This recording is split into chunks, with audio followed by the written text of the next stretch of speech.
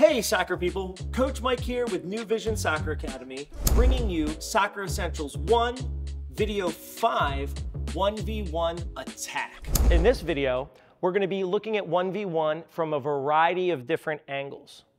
The first is going to be 1v1 without a ball. Watch how it's going to work.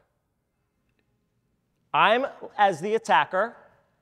Sierra is going to act as the defender. My job is to off-balance Sierra. Now, how I'm going to do that is we're both jogging to the cone. With a series of little stutters and shoulder fakes, I am attempting to off-balance my defender. As I get up to the cone, if I cross the cone on this side, Sierra and I are going to race through that gate. And if I cross the cone on this side, we'll race through that gate. Does that make sense? Yes. Are you ready? So the space between you and a defender is like gold. And you want to utilize that space to off-balance your defender. So I'm going to do a series of fakes to try to off-balance her and get through the gate before she does. Ready? Yep.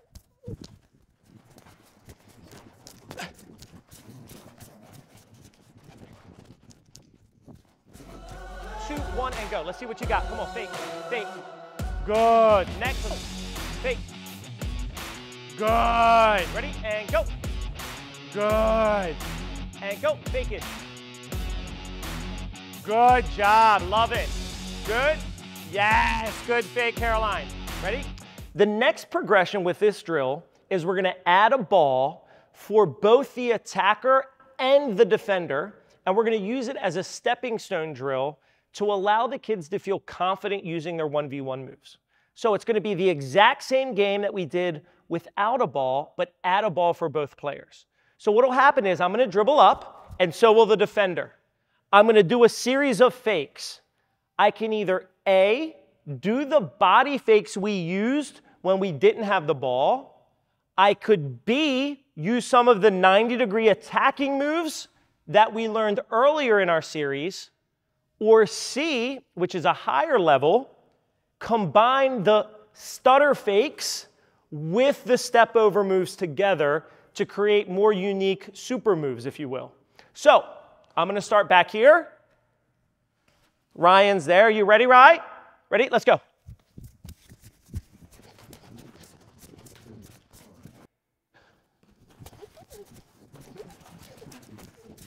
You may ask yourself, why do I have the defender with the ball? Well, for two reasons. The first and most important reason for me is that the defender is going to really struggle. And because the defender is going to struggle, the attacker is going to find success. And with that success breeds confidence. So they can take these skills and feel like they can use them in a full field game.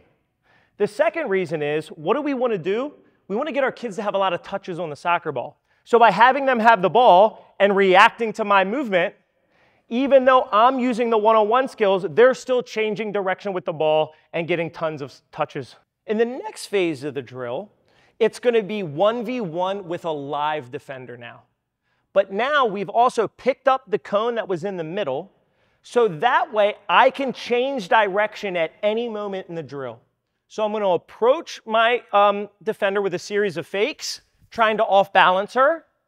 And if I begin to attack one gate, a very important soccer concept emerges, which is called change your mind. Because if I attack this gate and Chef Lily cuts me off, I can no longer force the play. I have to start changing my mind and then change direction to go to the opposite gate. And play. No. Oh, no, there. Oh, no. No, Chef. Oh, no. No, Chef Lily, right? Oh. Good. High five. Well done. Faking her early. Fake her early. Good. Good. Change your mind. Good. Good. Good. Fake with your whole body. Good. And again, do a double fake. Sometimes you need two fakes at the same time. Good. Good. Nice spin. Pick your moment. Nice.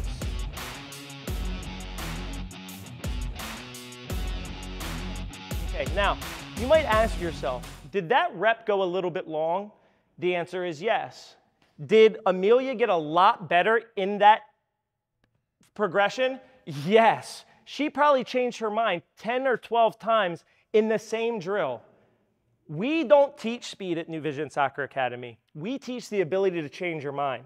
So every time she goes and attacks a gate and recognizes that that space is no longer available to her and changes her mind to go into the opposite direction, for a young player, it's absolutely priceless. And giving her those reps and not going, come on, you gotta go faster, is so beneficial to her. The last progression of this drill is 1v1, but we've added 2 more gates to the side. The defender will start with the ball. They're gonna play the ball into the attacker. And the attacker, for 1 point, can dribble through either gate to the right. And for 2 points, can dribble through either gate behind the defender. So it's easier to get to the side of your opponent, which is why the red gates are worth 1. And it's much more difficult to get actually past your defender into a blue gate. So it gives the player the option to not force the play forward, but if they're trying some attacking moves, they can always bail out to the side to keep the ball protected to get a 1 point goal. So pass me the ball, Evie. If I'm here and I start faking and I want to get to that gate to the right, it's much safer for me. Get a little bit closer, Evie. If I dribble with my left foot, it's dangerous. But if I dribble with my right foot, my body becomes a natural shield. When I turn and want to go in this direction, my left foot becomes a natural shield.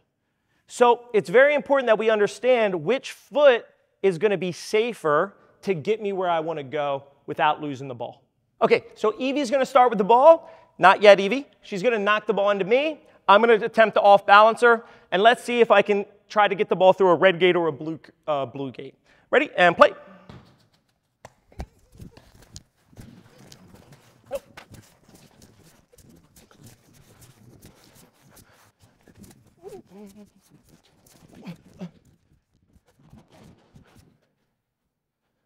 Good.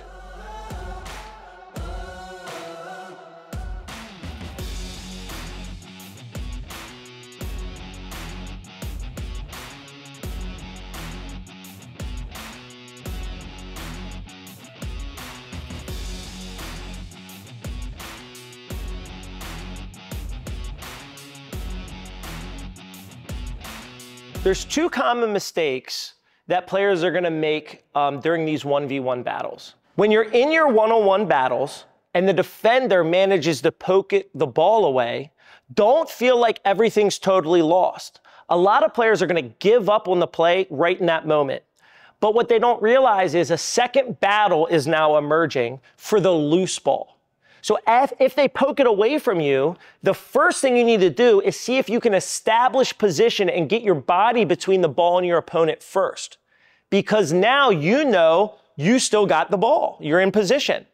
As you're arriving to the ball, even before you're there, don't be afraid to throw some extra fakes in before you get to the ball to already be off-balancing your defender so you can maintain possession smoothly.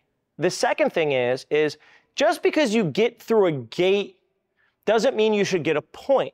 You need to be able to get the ball through the gate under control.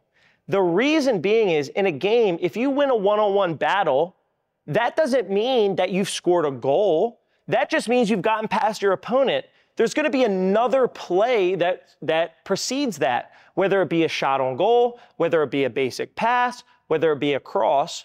Regardless, as soon as you beat somebody and get into the new space, you can't do it out of control. So that's why you shouldn't award a point to a player unless they've gotten the ball through the gate completely under control and are able to stop it on the other side of the gate.